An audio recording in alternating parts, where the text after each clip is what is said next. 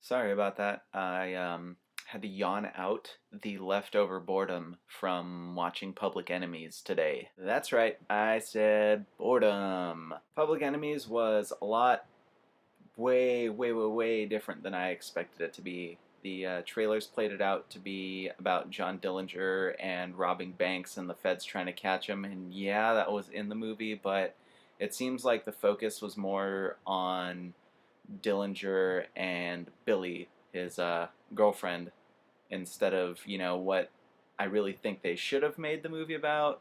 But yeah, according to a lot of people, it was historically accurate and whatnot, but it just seems like they conned me into watching all the boring parts of the historical accuracy. I'm retarded. If you've seen the trailer, you've seen some of the heist footage from, them robbing banks and shit, but uh, the first few minutes of the movie, I noticed that all of the robbery scenes in the movie, pretty much from the first heist, and the rest of them were really just boring action sequences where there's like minimal shooting and there's one big shootout that's the FBI and Dillinger and his gang after a job goes right or wrong, however they look at it. Not a whole lot of money comes out of the job. Forces the job, does it out of desperation. The guy he doesn't know. That's kind of where the shit hits the fan for him and everything, because all of his friends die. Everybody he knows except his girlfriend. To me, Johnny Depp was the only real person worth watching in the entire movie. I'm not saying, any of the acting was bad. Well, actually, I am saying the acting was bad in some parts. Christian Bale played his character. He was as dry as a saltine cracker getting fucked by sandpaper. An armadillo's asshole in the middle of drought. Dead 90-year-old vagina. I just think after his recent Batman movies, Christian Bale's really not fit to play anything with too many lines. I think part of the reason I got so bored was because they made it out to be much more action-packed than it actually was. In my opinion, it was fairly tame. I don't know. I really don't know how this movie got an R rating. Uh, I think the MPAA's description said something about mob violence and language, where the language really wasn't even that bad, and there wasn't a whole lot of violence. I mean, there's a scene, at the end where John Dillinger dies. He gets shot in the back of the head, and the bullet comes out of his face. But that's really, I guess what did it in. The movie was so drawn out and boring, though. The movie was, I think it was around 2.5 hours long, 2 hours and 40 minutes, 2 hours and 20 to 2:40. But it really did not need to be that long. They could have told the story in a much shorter amount of time, like between 30 and 50 minutes shorter. They could have got everything in they needed to, but it was so drawn out and everything, and it lost my interest plenty of times. I wasn't tired going into the movie, and I almost fell asleep 3 or 4 times.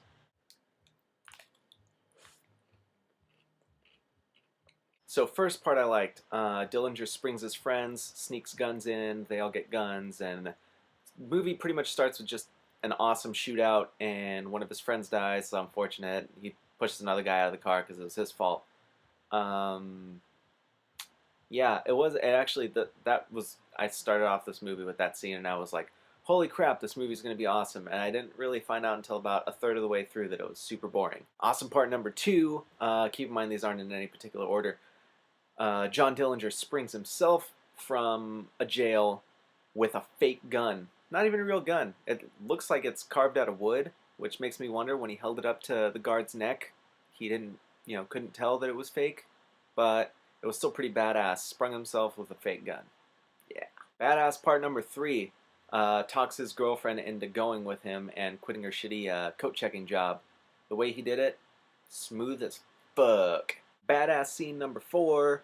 He the shootout in the woods, fucking awesome. Unfortunately, at the end of that scene, all of his friends are dead except for his girlfriend, which forces him to go back to Chicago to try and get her. She escapes with a decoy from the feds watching her house, and they go to go get a room somewhere else. She gets arrested, which leads us to unfortunate badass scene number five, Romanian Judas. She was going to get deported. She's one of John Dillinger's friends from the beginning of the movie.